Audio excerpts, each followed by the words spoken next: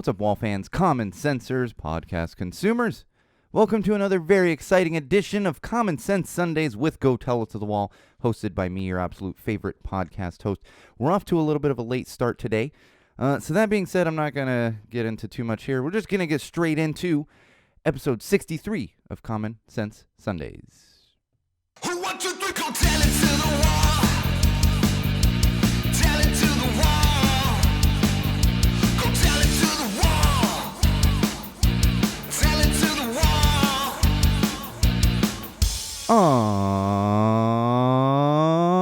All right, Wall fans, Common Sensors, podcast consumers, welcome to episode 63 of Common Sense Sundays with Go Tell It to the Wall, hosted by me, of course, your absolute favorite podcast host, the one and only Sean O'Rourke. Got a very exciting episode for you today. We were away from the Common Sense Sundays a little bit there just because of scheduling and everything else. We were doing episodes of the kind of the old format, I guess you could say. But now we're back to Sundays, at least for now. Things are always fluid and changing.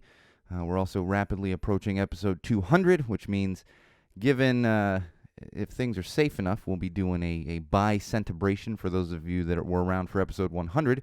You know exactly what I'm talking about. Of course, before we get into the meat of the episode, we always kick things off with our social plugs. You can keep up with us during episodes, after episodes, for episodes, whenever you so please, and you can do that in multiple locations. One of those would be facebook.com/GoTellItToTheWall. That's right, facebook.com/GoTellItToTheWall. That's our official Facebook page. You should be following the page. If you use Facebook, follow the page. I know a lot of people don't like using Facebook.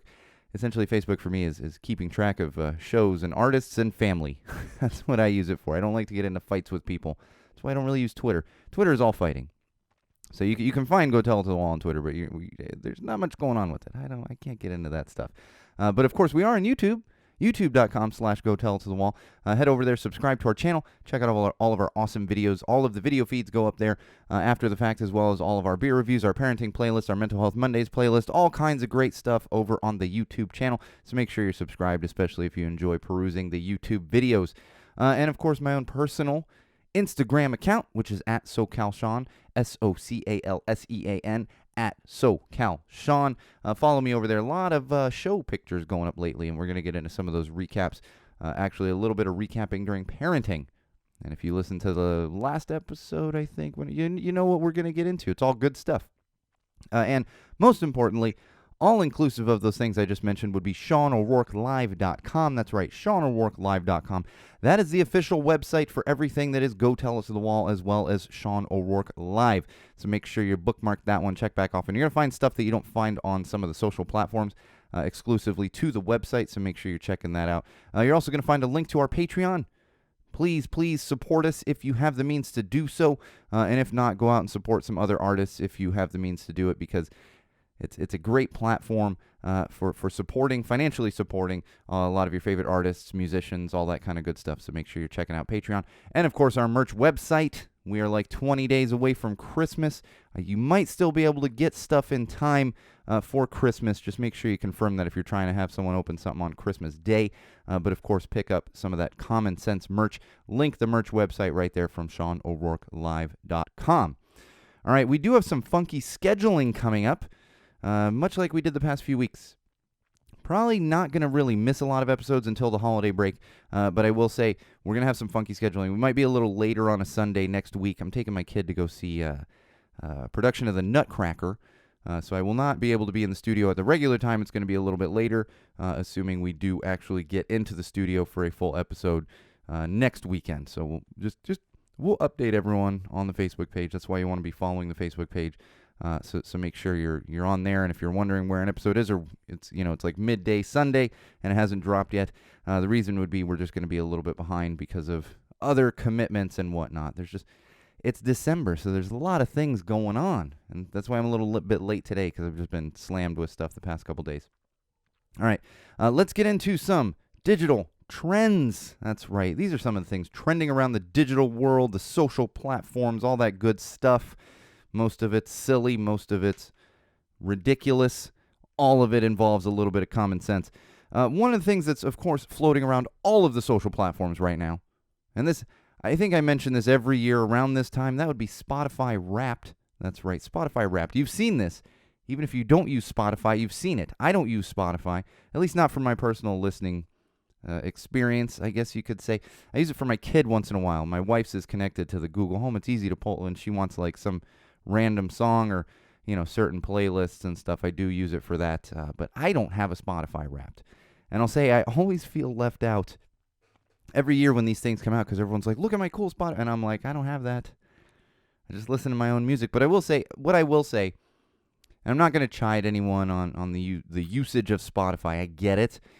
Or Apple Music for that matter, or, YouTube Music, which I use, but I use it to upload my own purchased music. I don't use it for like the streaming the premium, I get the damn thing all the time. It's like, you want a 1 month free? And I'm like, no. You're just here to hold my music that I own because that's how I roll. So without chiding anybody, I would encourage you to check out like how little bit of money Spotify actually gives to artists.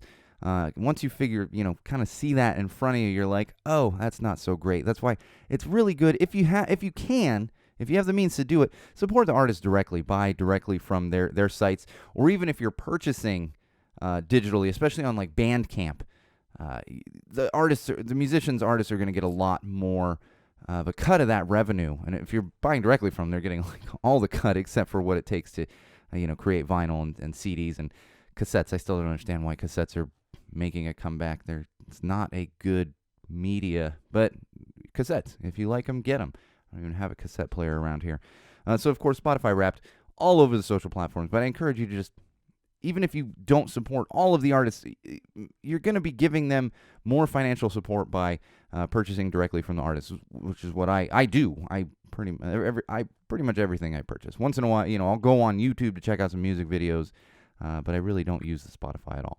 Of course, you should use Spotify if you like that for your podcasts and subscribe to Go Tell It to the Wall. I do use it for podcasts. I just don't use it for music because these podcasts would be free anyway, and really I'm just giving subscription numbers and listening numbers to podcasters out there. All right, NFTs and crypto.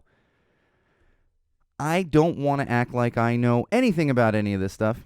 I will say it's just too much for me, but it dominates the social platforms right now. Crypto's been around for a while. We all know like Bitcoin, which is pretty much the biggest one. And there's all these other ones that pop up now too. And in fact, we talked about crypto.com. I am not supporting crypto.com or saying you should go to it at all, but that's a thing. And they've literally spent money for the naming rights on the biggest basketball arena here in Los Angeles. So clearly there's something behind it. However, I just cannot fully wrap my head around it. And I will say, with both cryptocurrency and NFTs, there used to be this joke, a long time ago where like certain people, and I've had people tell me this, it was like, you got to watch The Wire and you got to watch Breaking Bad. And I feel like the same people that were so passionate about everybody watching The Wire and Breaking Bad are pretty much the same people that are like, you got to have cryptocurrency, get some NFTs and all this stuff. If you're into that, that's fine. It's way too much for me. I will say I enjoy, and this is one of the few times I do go on Twitter, I enjoy the feuding that people get into on Twitter because if you're not familiar with NFTs, I'm not going to try to explain it, but there's just, if you want to get into kind of the minutia of it and really the comedic side of it, which I think is the comedic side, go look at people right-clicking NFTs on social platforms. Yes, you can right-click images online and save them. Now, somebody's going to send me a message through SeanO'RourkeLive.com and be like, well, yes, but you don't actually, I don't care. NFTs are not something I'm going to get into at all. At all.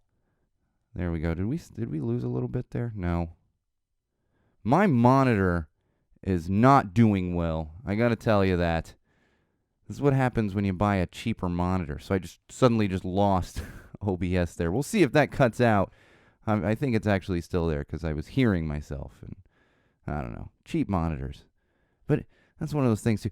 I am not a graphic designer, so I don't spend a lot on monitors. I'm like, I just literally just need to monitor my levels in my video. That's what, yeah, anyway.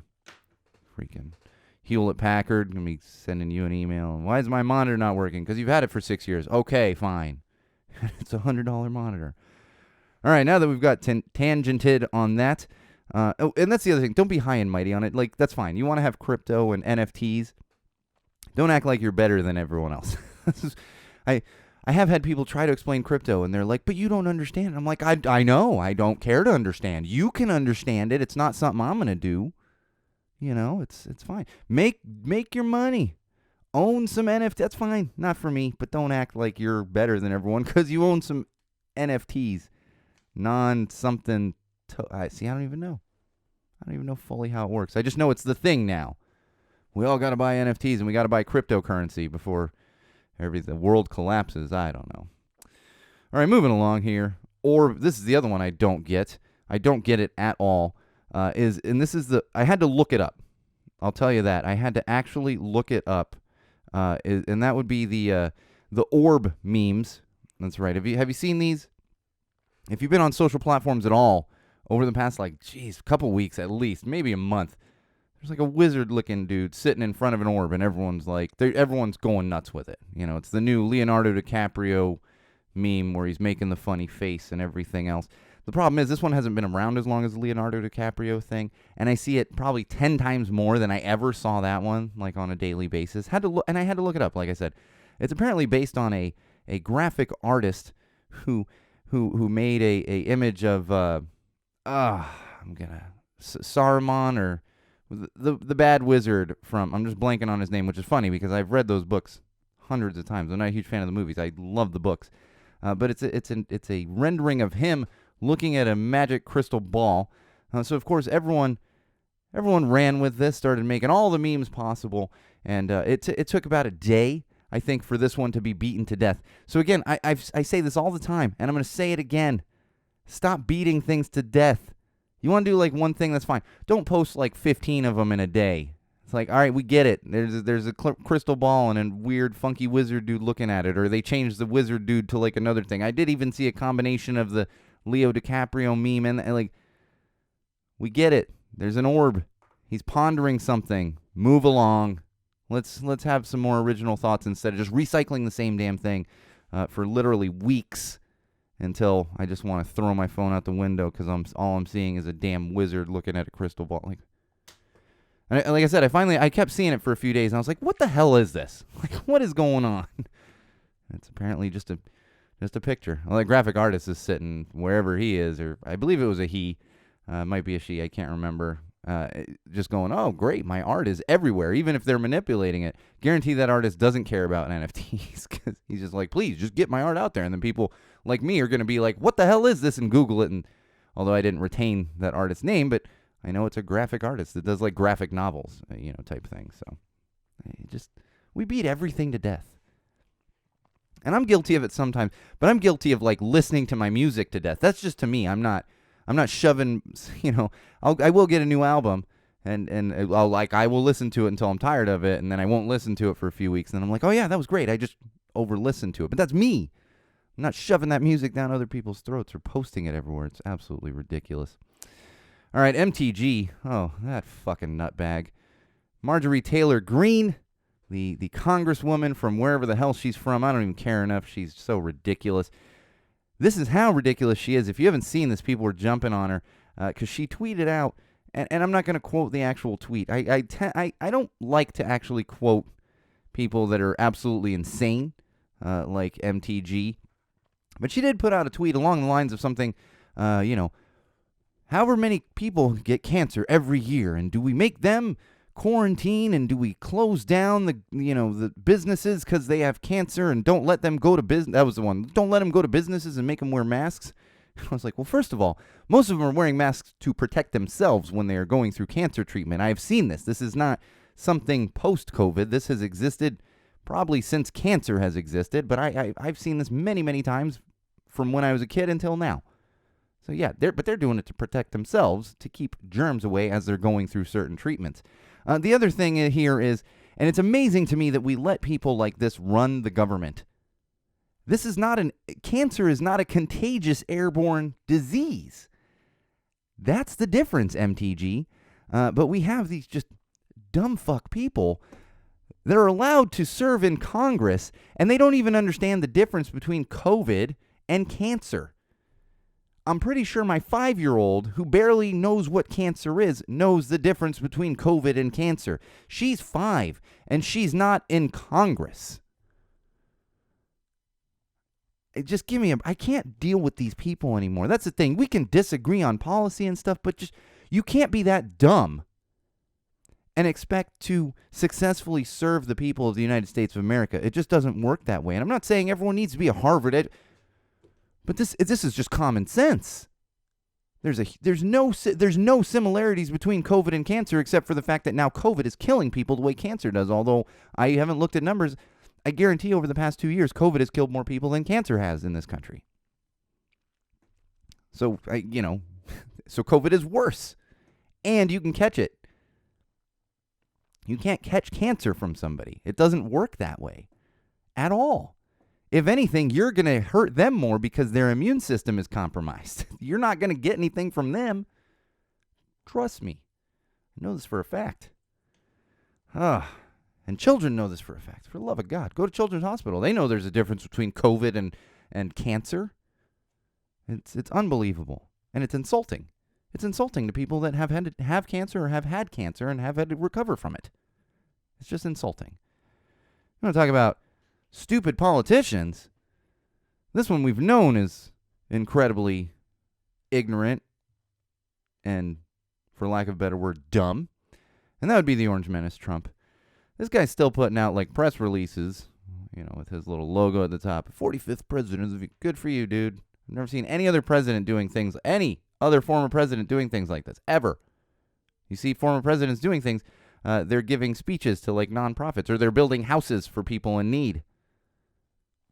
They're not trying to insert themselves ridiculously into government and causing riots and causing people to want to overthrow the government. But I'm not going to go down that road right now. I will say, if you haven't seen this thing, the Orange Menace, he put out and I'm not going to quote the actual thing. Go look it up yourself. He put out a press release and basically trying to say that there was election fraud. He's still on this damn election fraud thing. But what he did was he used a double negative. So he was saying that he was trying to say that people who don't believe there was voter fraud don't know what's going on. And I'm paraphrasing. I'm not going to quote the exact thing, but because of using the double negative, he was actually saying there was no voter fraud, or saying that people who thought there was voter fraud are in the wrong here. Double negatives. And you're going to tell me this guy who's supposed to be one of the richest people in the country, we know he's not, former president, he doesn't have anybody proofreading his press releases, first of all. And second of all, I learned what a double negative is in 4th grade.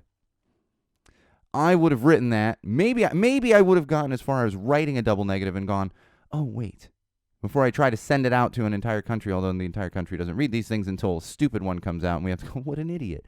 So people are on the social platforms right now agreeing with the Orange Menace because he used a double negative.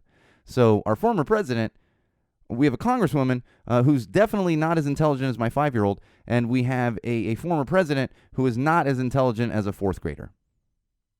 So let's let the 5-year-olds and 4th graders run the country. They will probably do a better job at this point. I got to be honest. It's astounding. I mean, we know the guy's dumb, but he doesn't even have nobody who's sitting there like, sir, that's nope. He doesn't even surround himself with smart people. He surrounds himself with dumbasses who are letting these kind of press releases go out. And speaking of more politicians who are just tone deaf, I know, this is not a political podcast. This is common sense. There is a Congressman Massey, I believe he's from Kentucky.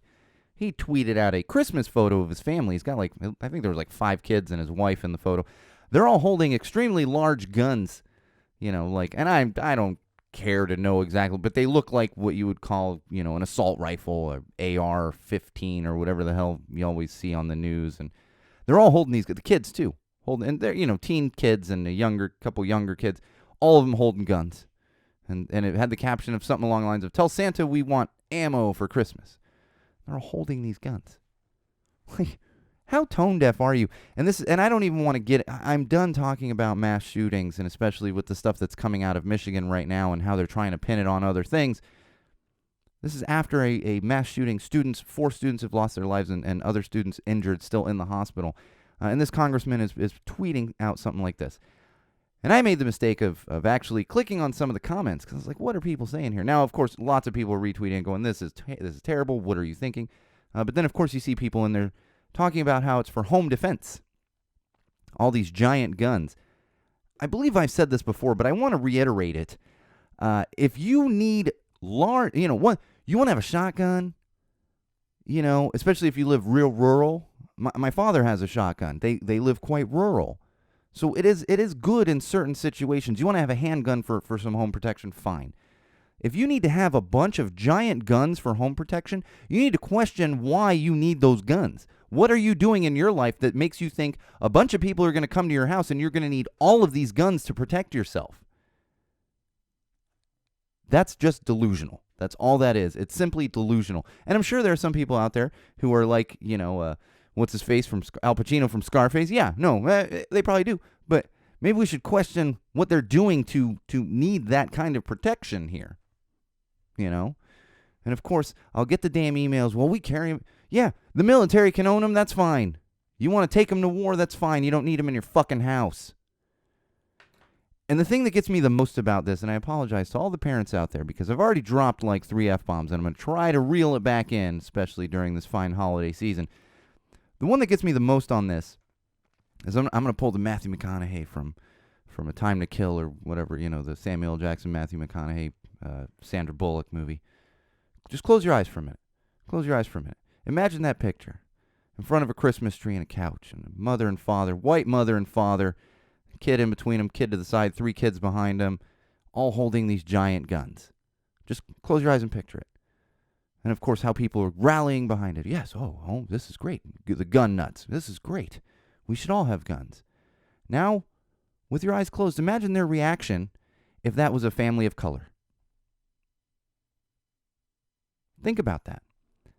White people would lose their minds. But because it's a white rich dude who's in Congress, oh no, this is great. Everyone should have guns. Well, if everyone should have guns, then people of color get to have guns too. You can't have it both ways. It's not how it works. That's just common sense. Let's get into some COVID updates. Apologies, Wall fans. Like corrupt, ignorant, hypocritical politicians, just people in general, but especially when you realize they're making decisions for this country. It's disgusting. Speaking of disgusting, let's talk about some COVID updates. All right. Omicron, it is upon us. It's here. It's in the U.S. It started in South Africa. Unless you've been living under a rock, we've got another variant here. I will say, and all we can do is laugh at this point. Well, to an extent, and we don't want people dying. I will say I do enjoy the Groundhog Day meme. With Bill Murray, and it's like, well, here we are. It's new variant day again. It's like, sure is. Getting hit with all these variants because the rest of the world can't actually get vaccinated or doesn't have access. And yet here in the United States, we have people, plenty of vaccines, and people who don't want to get it. That's why it continues to spread, people. This is how it works. But I did enjoy that meme. And the one good thing about the Omicron variant is it seems so far that there are mild symptoms from it. And I was reading recently, and again, I am not a medical expert. So whenever I talk about medical, especially anything in general, I'm not an expert on anything. Everything you hear at Go Tell It to the Wall is my opinion. It all revolves around common sense. And most Wall fans out there would agree. However, I'm not an expert on anything. I mean, sometimes I'll go down a hole of marketing where I spent a lot of my career, and I'm not an expert there even, but I do have some knowledge. I've seen and read that it has some variations that are similar to the common cold. So this one seems to be less life-threatening thus far. Now, of course, who knows? Maybe next week we'll get another variant that's like eating the Omicron variant, and we're all gonna just die. That's the thing. As I say a joke, we're at a point, and I joke about this every time I see something new. I'm like, well, we're all just gonna die. I don't say it in front of my kid, but it's like, we're all just gonna die. This is never ending. We're still here. It's getting ridiculous because people won't get vaccinated, people won't wear masks. It's utterly insane. But I am happy to hear that. And I will say, this is for all the Futurama fans out there, even I immediately went to Omicron Percy I ate from Futurama. I won't even call it a deep cut. Futurama's a pretty popular show, but if you haven't seen Futurama, you have no idea what I'm talking about. If you have seen it, you probably had that thought as soon as you heard the name Omicron for the current variant. Vax mandates, in effect, I've talked about this recently because they've been kind of rolling out and coming into effect, and I'm seeing even more and more and more of it. I was at a show on Thursday, which I'll talk about at Alex's bar down there, and Alex's was requiring masks, but now they're, and it was like an honor system of proof of vaccine or negative test. Now they're absolutely checking everybody that's going in there. I believe I just hadn't been back to Alex's since the whole mandate went into effect for Los Angeles County.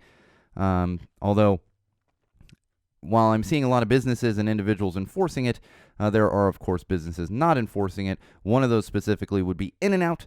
Talked about In-N-Out in the Bay Area a few episodes ago, and now that the mandates have come to Los Angeles, In-N-Out is defying the mandates down here. I'm sure there's going to be a lot of fines flying their way, but they are refusing to enforce the vaccine mandate, which, again, I said this before, it's utterly insane. They're like, we are not going to keep people from eating In-N-Out. First of all, people don't need to eat In-N-Out. They don't check your vax mandate or your vax proof at a grocery store. You can get food. It's restaurants and certain businesses that you have to check it. People don't need In-N-Out. Also, you can still get In-N-Out. You can go to the drive-thru. You don't need a proof there. You simply need proof to eat inside. And also, for those of you not familiar with In-N-Out, even the smallest In-N-Outs, and there's some In-N-Outs that don't even have inside seating. My In-N-Out when I lived in the Valley in Tarzana, it was all outside. They didn't have an inside. You ordered at a window, you sat outside, or you went through the massive drive-thru line that's right there on Ventura Boulevard. But even the smallest In-N-Outs, they have outside seating. You're allowed to sit outside. You just can't sit inside. But, of course, this has to be a big thing because In-N-Out, as we know, is not the most socially conscious company, I will say. Never have I sat here and said nobody should eat In-N-Out. But just look at the bottom of your cup. And not to say that what's on the bottom of the cup automatically makes them that way. But with the climate that we live in right now, look at the bottom of the cup and you'll have an idea of why they don't do things the best way from a socially conscious standpoint. And this is an interesting study. And we've seen kind of like rumblings of this when numbers come out and everything else. But NPR did an actual study on what, and in quotes, Trump counties, just for lack of a better word. These would be counties around the United States that heavily favored the Orange Menace during election time, had most like 60% or higher percentage voting for the Orange Menace. They have found that it's people in those counties are almost 3 times more likely to die of COVID. It's like 2.7 times, almost 3 times more likely to die of COVID in those counties. Again, we have more correlation that this has become a political thing. When it's not, it's simply a national health thing. But courtesy of the Orange Menace and some of his followers, it has turned into a political thing. And we're seeing how that base is actually paying for it with their lives in a lot of instances. 3 times more likely. 3 times. It's utterly ridiculous. That's why I look at... In LA, the numbers go up and down. It's such a densely populated area in Los Angeles, and we keep dipping under like the crazy numbers that are coming out of a lot of other areas that are more rural. There's not even that many people there. And here's just further proof of how it's been politicized too much.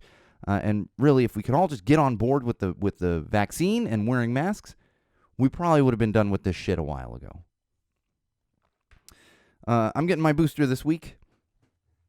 I've not gotten it yet. Most people I know have gotten theirs. I had a bunch of stuff going on, and I was like, okay, just in case it does put me down for like a day, I am going to wait until this week to actually get it, because I want to keep being safe, and I'm doing it for my family and my community. My daughter has one of her shots. My wife is boosted. Most of my friends, I mean all of my friends, and I don't want to say all of my family because there are some outliers.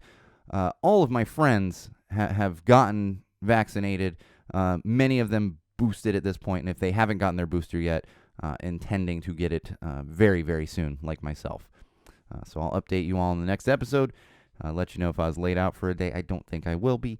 Neither of the first 2 shots really hit me that bad. It just depends who you are. I have friends that, like, every single shot, they were like, I have to lay on the couch for a day, and then I have, friends like me where I was like, after my second shot, I waited a half an hour and I went and lifted some weights just to kind of get a little sweat going, and I was fine. I didn't really have any issues. All right, let's get into some mental health. I don't have a lot today, but there's a couple important things I want to talk about. It's just, and we'll probably talk more about holidays, mental health as we get in closer to the big holidays here, but I got a couple things this week. So if you remember last episode, or maybe the one before that, I talked about Dalvin Cook, who is a running back for the Minnesota Vikings, and he was coming to the defense of one of his teammates and talking about how brain health is just as important as physical health. It should be considered that way. Well, the player for the Vikings that was having trouble was actually Everson Griffin. He has come out and talked about how he deals with bipolar disorder. And he even said he has been very reluctant to talk about it because of the embarrassment and the stigma behind it. But now that he went through a serious episode and is realizing that speaking out about it can be beneficial to others, he is being open about his bipolar diagnosis. And so good on you, Everson Griffin. It's a horrible disorder to deal with. It's definitely not a fun diagnosis. I've talked to people and I know people who deal with this. But good on you for becoming open about it. We need more of this. I've said this so many times when athletes or other actors, famous people, become open about their mental illness. It's horrible that they have to deal with this, but there is a benefit to those out there who still see the stigma behind it, who are still embarrassed about it. You know, I think back to myself 15 years ago and how I didn't want to talk at all about my mental health and my mental illness that I was dealing with. And now that I'm open about it, I realize the importance of being that way. Now, I'm not. If you suffer from mental illness, I'm not saying you need to go out there and tell all your friends about it. Everyone has their own comfort level, but it's good to see people being more and more and more open about it because, as I've said since the beginning of this podcast, over 5 years ago, if one young person out there hears it and starts to feel better or gets help, gets treatment, or starts to feel less embarrassed, then my job is done. And that's why we need more people that have a platform and a voice like Everson Griffin to speak out about this. And in fact, it reminds me of my struggles as a youth. Because when I was younger, that was something that was just shoved under the rug. You know, even ADHD, it was like, just give him medicine. And then we threw those terms around like, you got ADD and all this stuff. I struggled like crazy, and I didn't know that I had obsessive compulsive disorder. I just didn't know what was wrong with me. And I didn't know how to cope with it. For many, many, many years, I kept it all to myself because I didn't know what was going on. So there's a huge benefit to informing younger individuals in case they are dealing with it. They can know that it's okay. They can know that many other people deal with this, and it doesn't mean there's anything wrong with them. It just means that this is what they deal with. And anyone out there that has lived with mental illness will tell you this. Once you start to realize what is going on with you, it doesn't make it better. It doesn't cure it, but it's helpful. It is absolutely helpful because then you know what's going on. You know, 10, 12, 15-year-old Sean, I just didn't know what was going on. Didn't understand why I felt that way all the time. Didn't know where my anxiety was coming from. Didn't know where my certain tendencies came from, why I did certain things. Now, I never endangered myself, so it wasn't, I've fortunately never been suicidal myself, but there's plenty of other things. Why would I go into deep depression? Why would I not want to do anything for 3 days? And that all comes from mental health and mental illness. So if we can start teaching the younger generation how important it is and know that they're okay, that's going to make a huge difference when it comes to dealing with mental health and mental illness. Not only in this country, but in the entire world. So keep that in mind. Don't be open without being comfortable, but be open to the extent that you are comfortable with it to help destroy the stigma around mental illness. All right, we got some positive news here. I love this one. Absolutely love this story. There's apparently a school, College Heights Secondary School in British Columbia. They had about 30 boys, male students, who got together on one of the platforms, like Snapchat or one of those, and one of the male students there spearheaded this, and because there's been some controversy over the dress code at the school, and many female students, many of the girls there, get like dress code violations where you get and I don't know what their punishment would be specifically for that school, but they get these dress code violations for wearing things like leggings, the silliest, or a rip in their jeans, or a tank top. And so what these boys did, these male students, they all borrowed clothes from their girlfriends and sisters and mothers, whoever, like strappy tank tops, and I'm sure some leggings were popping out. I mean, I own leggings myself. I wouldn't even have to borrow those. I just throw on some leggings and roll into school. Like 30 male students did this as a protest one day. They wore female clothes to school to see if they would get dress code violations. And it turns out that none of them even got dress code violations, showing that really the dress code was for the female students as opposed to all of the students. Furthermore, if you really want to do a deep dive into dress codes, they tend to be sexist in general. Now, when I was going to high school, we did have a dress code. I went to an all-male school, so that one couldn't be sexist. It was only one gender at the school at that time, and our dress code wasn't, you can't. It was you can't wear tank tops, but we had to wear collared shirts and pants, And if you weren't wearing it, you weren't wearing a collared shirt, you got a dress code violation. I made it through 4 years of high school with 2 dress code violations. And one day, you had to wear a belt when I was in high school. This was to combat the sagging pants, I'm sure, that were very popular in the 90s. But you had to wear a belt, which was always funny to me because guys were wearing belts when I was in high school and their pants, they're still low. It's just make them wear a belt. You had to wear a belt. So I got in trouble, forgot to wear a belt one day. And then we had to wear a tie once a week for church. I went to a Catholic high school and I forgot my tie 1 week for church. And so 4 years of high school, 2 dress code violations. Not to pat myself on the back, but not a single detention. I would like to say I was an extremely good student, but I was not a bad student. I just didn't get caught for the little silly things I did that would warrant a detention. But I read this story, and it gives me faith in the younger generations speaking out about these things. So good on you, male students of College Heights Secondary School up there in British Columbia. Fantastic. Pat yourselves on the back. Good on you. All right, some parenting. I will say my daughter, she went in for her checkup. Her birthday was recently, so she had her yearly checkup. And of course, this entails most times a flu shot. It's that time of year, and her birthday always falls. Her birthday's in November, so it's always around flu shot time. So she gets her flu shot like during her yearly checkup. So she went, and only one parent can go right now. So my wife took her recently to her checkup. And she got her flu shot. And it's funny, she came home and I was like, "Oh, did you get flu shot?" And I noticed there wasn't a Band-Aid on her arm, and I was like, "Did you get your shot?" Because even if she wasn't having like a little bleeding or whatever, which is why they put the Band-Aid. She likes her Band-Aid. She'll wear a Band-Aid for a week, and I got to convince her to take the damn thing off. So I knew, like, "Hey, where's your Band-Aid?" And she says to me, "Oh, I got a shot in the nose." I was like, "What?" She got the nasal spray flu shot, which I've heard of, and I actually wish I had been there because I've always wanted to see this. I've heard there's a nasal spray you can get, and they use it a lot for kids who don't like to get shots, which is fantastic.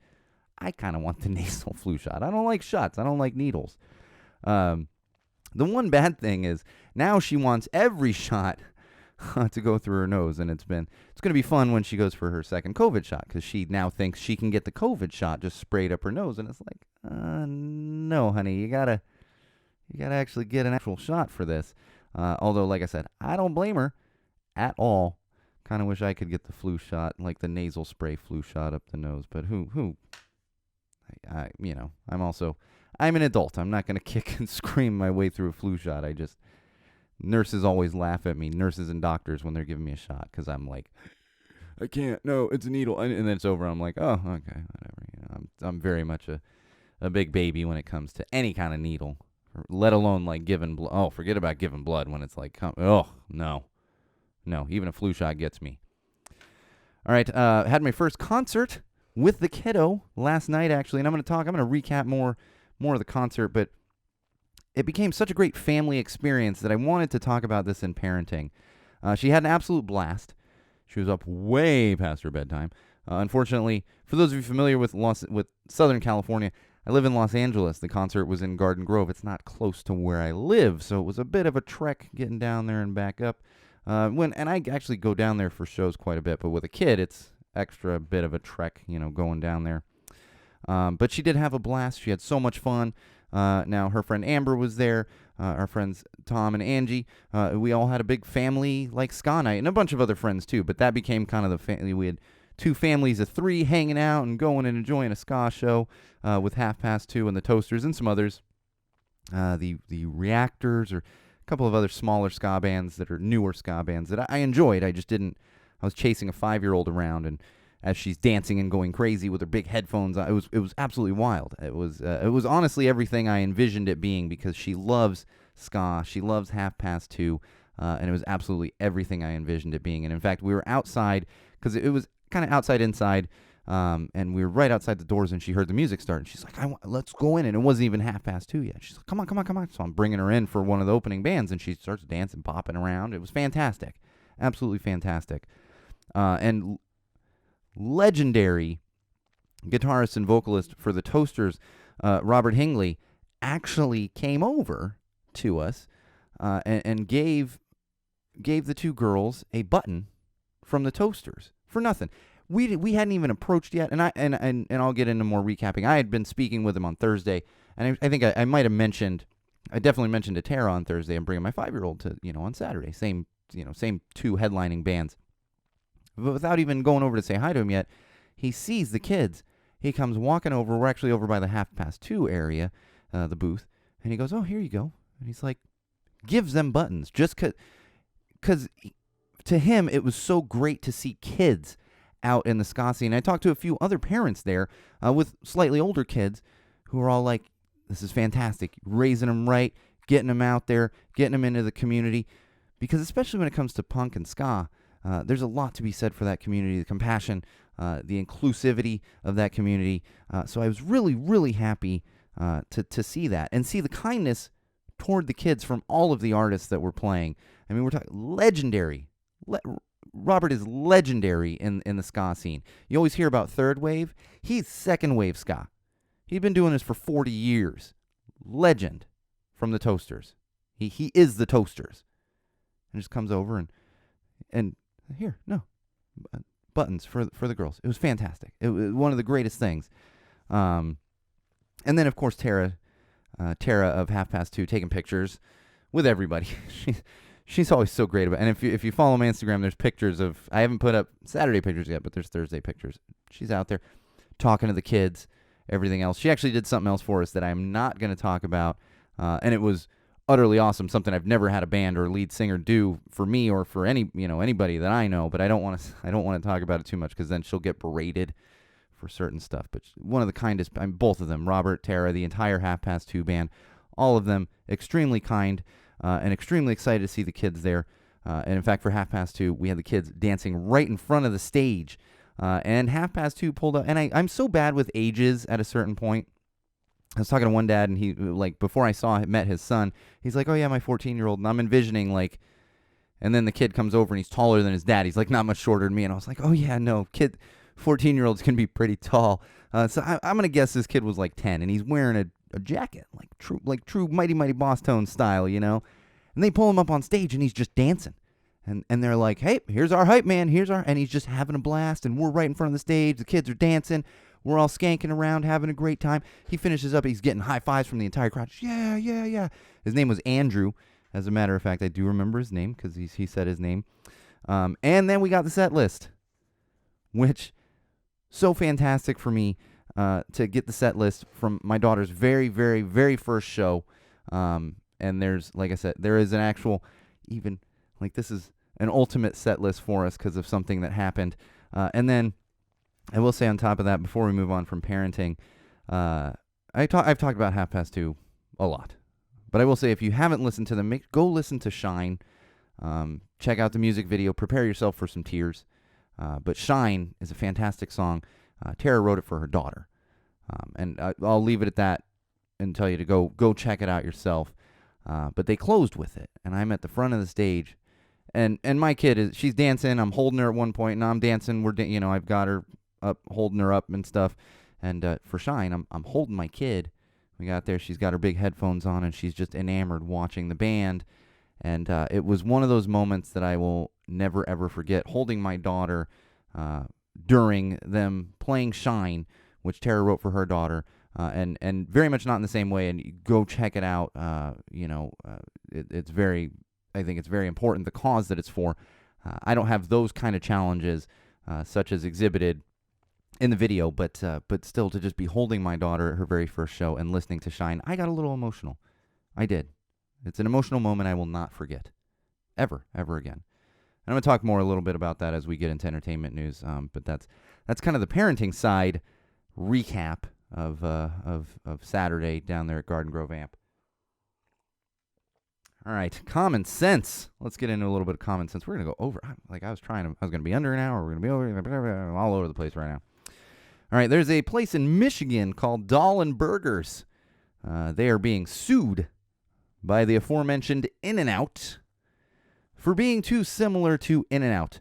And yes, it's Dahl's N, like In-N-Out, the letter N, Dahl's N Burgers. Apparently the owner's name is like Dahlberg or something like that, and I think I'm pulling an Olympic volleyball player out of my, something like that. It's supposed to be a play on the name, but it's Dahl's and Burgers. And I saw some pictures. It does look like an In-N-Out. So I'm sure In-N-Out has a leg to stand on here. But I couldn't get past investigating from a legal standpoint because all I could think of was, this is literally a bit from Coming to America. Like, does anybody see that? Does anybody see this? This is the McDowells of Michigan right now. It is literally lifted from Coming to America. And I really hope he has like a doobie or something, not a double. Like, that doesn't make any sense. That would be a very different location to go.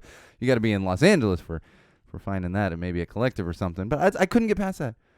I was like, you know what? Common sense says maybe you shouldn't copy In-N-Out, but common sense also says, hey, there's no In-N-Outs in Michigan, and if you're going to get you some extra business, you just wait for that cease and desist letter. What are they going to do? Come after and take over your store? No. Oh, McDowell's. It's like, really? This is literally a bit from a movie, from an Eddie Murphy movie. Like, what are we doing here? More common sense. Astral World Concert from Hell. This was a thing that was briefly on Hulu. And it's funny, the other day I was going to pull something up on Hulu, and I saw it. It was like on the main page for Hulu, and I was like, there's already a documentary? I'm like, no. Because I could see there being a documentary. However, this shit just happened. Let's give it a minute to settle. Now, Hulu caught a lot of flack over it. They have since removed it, obviously. And they said they came out and said we didn't actually produce it. It was a news thing that we simply featured on Hulu. It's like, it doesn't matter if you produced it. You put it on the damn platform. That's on you. Again, somebody wasn't sitting in a room going, hey, guys, maybe a little too soon.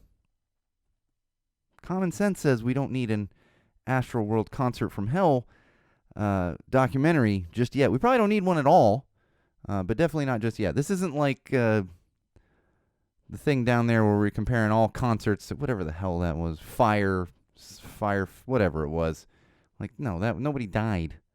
This is a tragedy compared to like a tragedy of people are eating cheese sandwiches. This is a tragedy of people dying. There's a difference. And that Fire World, Fire Fest or whatever, that was a terrible documentary too. Oh, Seth Rogen. I would like to preface this with, we must protect Seth Rogen at all costs. He's very talented. He's very funny. I have enjoyed his work ever since Freaks and Geeks. If you haven't seen Freaks and Geeks, it's a must-see. Not to mention the work that he's actually testified before Congress about healthcare issues because of, I believe, his mother-in-law. He's very active in social change as well, social and economic change.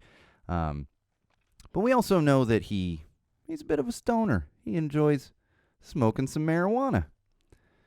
I would never criticize him for that. I enjoy smoking some marijuana. It's a fine thing to do. I tend to do it at home, you know. Well, he was invited to this Adele concert, you know, the singer Adele. She did and it turned into like a TV special or whatever. Well, he thought he was just going to an Adele concert, didn't realize it would be televised, or that he would be sitting in the front row of the concert, basically on screen quite a bit, because they're showing the crowd. That's what you do for concerts. When you show them on television, you get some crowd shots. So he arrived, and I quote, high as heck, to go see Adele without realizing those things. That's hilarious. But also, love you, Seth Rogen. But maybe let's be a little bit aware of what you're going to. You know, he must have a publicist. Like, was this just, Adele concert on? There had to be at least an email at some point going, hey, Seth, this is going to be on television. At the same time, I will give him some flack on this. Give him a little leeway. That's the word I'm looking for on this one. Because some of us have been there before. I have been there myself. I remember an instance in high school. Well, like just fresh out of high school. I think I was like a senior. Because that's the thing. Don't let your kids smoke marijuana in high school. Turn 18 and feel free to experiment and smoke some marijuana. It's not good for the brain development before that. And I did not do it a lot. But there was a point, like after my senior year, still hanging around my hometown because I wasn't in college yet. We're sitting at the Albertos there, as we do. When I was that age, the Albertos there in Poway, no longer Albertos, but getting some California burritos late at night. And, my group of friends might have been a little stoned. And here comes a limo rolling up. I'm going, who the fuck is driving a limo to Alberto's? It's not a restaurant. It was literally a barn with some seats outside. You ordered a window and it had a little drive-thru. Limo comes rolling up. Bunch of these, I don't want to say wealthy, like high society wealthy, but obviously some parents of some people that I knew, not my parents, and no parents of the group I was with, but knew us because of classmates and such, and we're in a smallish town. I'm not in Los Angeles. They're all coming back from doing some drinking out on the town, and they wanted to get some Mexican food. Extremely awkward, because I was like, and I wasn't so worried about getting busted. I was just like, I remember parents that I knew, like, talking to me, and I'm just like, why are you talking to me right now? So I've been there. And I will say, this has happened to me before. If you're going to a party, I've been driven to a party where I was like, I'm going to smoke a little marijuana before I go. Make sure you're not like the first one to arrive at the party at a place where you don't really know the hosts that well. They will probably not give you a hard time, but you're going to feel a little bit awkward. So, Seth Rogen, update your calendar a little bit better, but at the same time, I understand at least to an extent. All right, let's get into some entertainment news. Try to wrap this up before I go too much over on time here. Entertainment news, as we've gotten into, and I have a long list, so feel free to send me more bands, especially if it's your band and everything, but I got a long list I'm working through.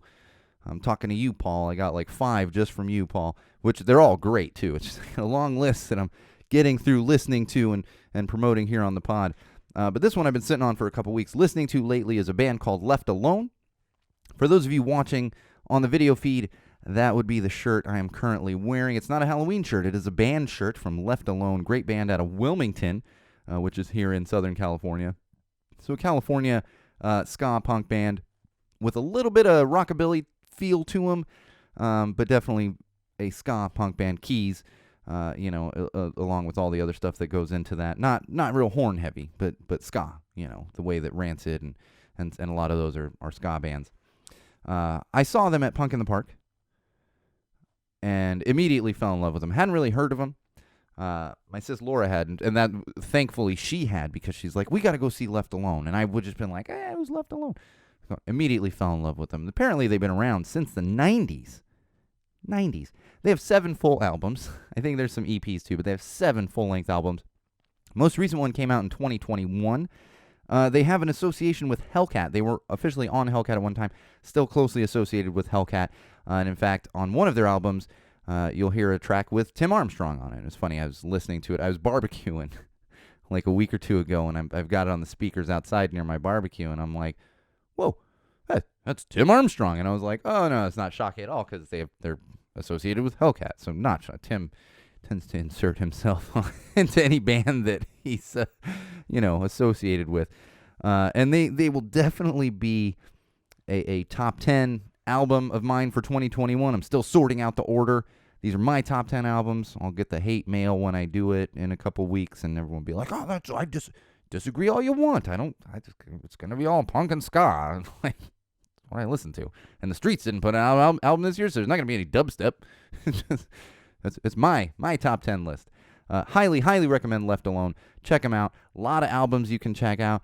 All the albums are really great. The newest album is fantastic. Great music out there. They actually have some Spanish language tracks. So I believe either lead singer or multiple of the band members speak Spanish. and they're currently on Smelvis Records, which was a record label created by the lead singer. So check out Smelvis Records as well. And as importantly, check out their designs, because if you're seeing the video, this design is fantastic. They have a lot of great designs. One of the guys in the band is also a tattoo artist. So they have a lot of very, very cool designs out there. So check them out. Pick up some t-shirts. I'm actually waiting on 2 t-shirts I ordered. They did a 50% off Black Friday sale. And I know I said before, don't go shopping on Black Friday. I just had to order it through a band and support that band directly. And they were half off t-shirts. So I picked up a couple of t-shirts for $7.50 each. Not $750, $7.50. You can't beat that for a band t-shirt. High quality. This one I got at Punk in the Park, but you can't beat that for a high quality band t-shirt. So check out their merch as well. All right, like I said, saw some 2:30 and the Toasters twice in the past few days. We were out at Alex's bar on Thursday. I was out there with my sis Laura, having a grand old time, hanging out with some of the Bambinos. If you're not familiar with the Bambinos, don't worry about it. It's Bite Me Bambi fans. We got a little name. Had a blast with them, hanging out with Robert from the Toasters a little bit, talking to him a bit, hanging out with Tara. Got some great photos with Tara and some of the Bambinos and everything going on there. So check that out on Instagram. Both great shows, and I love Alex's. Absolutely love Alex's. It's cheap drinks, great atmosphere, especially now that they have the larger outdoor area to hang out. It was freezing a little bit. It was funny. I texted Laura and I was like, it's going to be a hoodie and jacket kind of night. And sure enough, it was. I was like, wait. There was one point where we were like, ooh, the heater's on. And we're just standing by the heater going, oh, need a little warm up here. Love Alex's bar. Love 2:30 and the Toasters. I mean, I've seen 2:30 like 4 times in the past 2 months. I can't get enough of them. I will say the Garden Grove Amphitheater show that I was speaking about, where it took my kid, was in the locker room in the back. For those of you not familiar with the Garden, and I actually had never been, I've been to Garden Amp a few times for shows, but I'm only in the big area, the amphitheater area, as opposed to the small area kind of behind that. So I was like, where do I go for this? Like, is this a different entrance? And the guy at the front's like, no, same entrance. Just you got to walk through the amphitheater, and then it's back around the corner there. So we go over there and walking through, and which was extra fun. And again, no criticism, but I'm walking a 5-year-old through this like death metal concert in Orange County, and there's just clouds of smoke everywhere. And it's like, fine, but let me get my kid through as quick as possible because she's 5. And so we get back there and stuff. And it's the juxtaposition of the two crowds was utterly crazy because we had a very typical ska scene over in the smaller area, and tend to be on the same social issues, the same side of social issues and things like that, and very inclusive, like I've said, the punk and ska community, very inclusive. And then you had and I'm not saying this is all death metal, because the death metal community overall can absolutely be very similar to the punk ska community when it comes to social awareness and inclusivity and stuff. But of course, I started to notice it a little bit. Saw a couple of those lions, not sheep hats. If you feel that you're compensating for something, if you feel the need to wear something that says lions, not sheep. Let's just start with that. And a lot of the, like Patriot, not the football team, like green shirt, Patriot and a gun. It's like, again, no problem with, you want to be a patriotic, that's fine. But we live in a certain world now where we know where you're coming from, dude. And then, of course, on top of that, at one point, I think I was grabbing something or came out from the little inside area, and I could see my wife's like, was I just hearing, was that a Let's Go Brandon chant? And then Angie, who is a big Wall fan supporter of the podcast, Tom and Angie, she goes, yep, that was a Let's Go Brandon chant. And I just went, oh my God. And I wasn't going to get into it, but I was just like, fucking losers.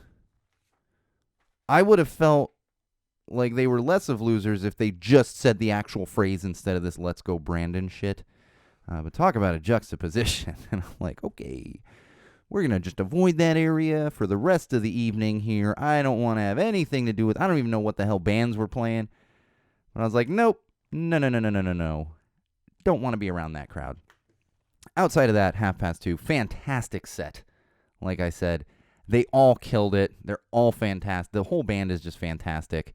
Was talking to Cameron for a little while. He was shredding on the guitar, which was fun. We left, and my wife, who met met Cameron as well. She's like, he could shred. And I was like, yeah, this is what we do. This, she doesn't go to as many shows. So she loves, it's I don't want to say it's all new to her. She's been to some, but sometimes she's just taken aback by like, wow, that was a lot of fun. And sure enough, last night was one of those instances. Going to be missing some shows next weekend, though. You will not be able to catch me at these, but I highly recommend if you're in the Southern California area, checking out Garden Grove Amp. You're probably not going to have to deal with Let's Go Brandon Chance for this, and if you did, it would be a very different scene, because Bad Cop, and Venom's Pinks are playing along with some other bands at Garden Grove Amp next Saturday the 11th, and then that one was killing me too, because I need some more Pinks in my life very soon, and some Bad Cop, but fortunately I'm already ticketed for 2 Bad Cop shows early in 2022. But this one's killing me too, is the Agrolites, the Slackers, and We Are the Union are playing at the Observatory in Santa Ana. Love me some Agrolites, and I've been really, really wanting to go see We Are the Union live, just haven't had the chance for it. So unfortunately, I will be at a wedding. Not unfortunate. That's the time I miss shows. The reason I miss shows the most, like most often the reason, is a wedding. I don't know what it is. I'm like, why is this wedding? My cousin got married 2 years ago on a weekend where there was like 5, and I was just like, really? No, of course, I'm going to have fun at the wedding, but I won't be able to enjoy the Agrolites or the Pinks and Bad Cop next weekend. But please go enjoy them in my stead. And if you go to Garden Amp, you'll see some Go Tell It to the Wall stickers around there. Not in a vandalizing way. They're included with with other sticker areas around there, so keep an eye out for those. There's a Von Dutch documentary on Hulu. I recommend you avoid it at all costs. I was moderately interested just because, I grew up, I never owned a Von Dutch hat. Let's get that straight. You owned a Von Dutch hat, that's fine. That was not for me. I was wearing 5950s. For those of you that know what those are, New Eras, that was my steez. And some trucker hats. I've been wearing trucker hats because I'm been a beach bum since I was a kid. And a Von Dutch is a trucker hat, but that was a certain kind of trucker. Like, I wear like band trucker hats and stuff like that. Holy shit, is it bad? Avoid it at all costs. I made it like 10 minutes in, and I was just like, it was so bad that it started to make me upset. Like, I was like, okay, maybe it's no, this is terrible. I turned it off. I was like, no. Like, I wanted to smack Hulu with a newspaper, and you shouldn't hit dogs with a newspaper, but like the old funny thing. Like, no. Smack it on the nose. No, Hulu. No Von Dutch documentary. Avoid it at all costs. I will say it starts with Paris Hilton. I should have known, and I was like, oh, maybe they're showing Paris Hilton for a minute and talking. I was like, okay, I can do it. And it just got worse. It started with Paris Hilton and got worse. How is that possible? So avoid Von Dutch in general. Just avoid it. The Witcher, on the other side of things, The Witcher and Cobra Kai coming back this month. Both of those on Netflix. I've talked about both of them. Highly recommend both of those series. I am looking forward to when those hit the Netflix. See what's going on with Cobra Kai and what's going on in the land of The Witcher there. So if you're into those are coming. And I found a new show. This one is on Hulu. This one, good on you, Hulu, for this one. Actually based on a Marvel comic. It's called Hit Monkey. Really funny. It's in an anime style.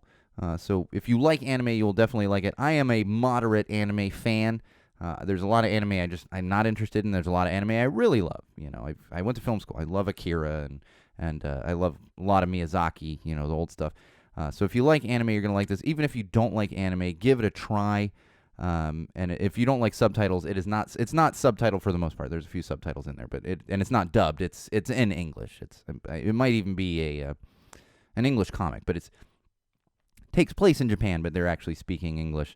So check that out again. Hit Monkey on Hulu. A lot of fun. I've been enjoying that one.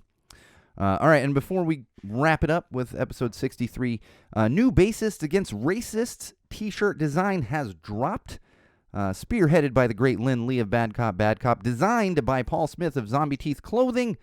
And I will say I had a little peek behind the curtain on this one. I knew which artist was coming. I just couldn't share it until it actually launched. This current artist, or the artist for December that you can pre-order right now, is Chris from Jawbreaker, the bassist from Jawbreaker.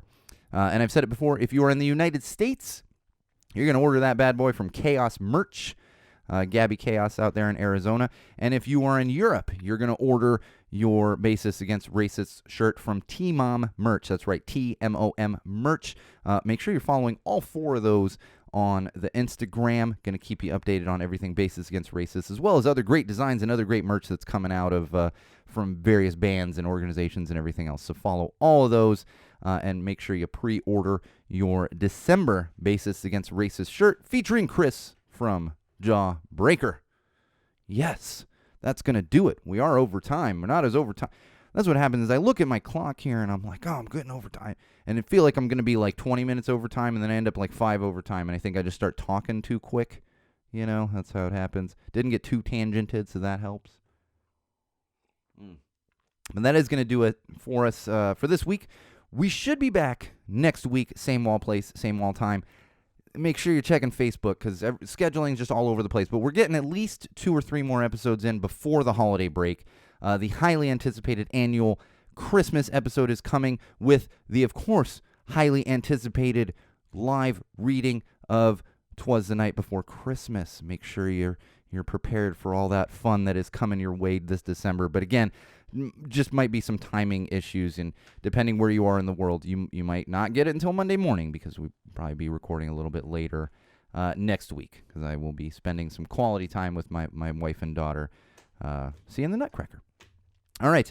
Like I said, that's going to do it for episode 63 of Common Sense Sundays with Go Tell It to the Wall, hosted by me, your favorite podcast host, the one and only Sean O'Rourke. Don't forget to follow our Facebook page, facebook.com/Go Tell It to the Wall. Our YouTube channel, head over there and subscribe, youtube.com/Go Tell It to the Wall. My own personal Instagram account, which is at SoCalSean, SoCalSean. And of course, SeanO'RourkeLive.com, where you'll find all kinds of great things, including our Patreon page and our merch website. So bookmark that and check back often.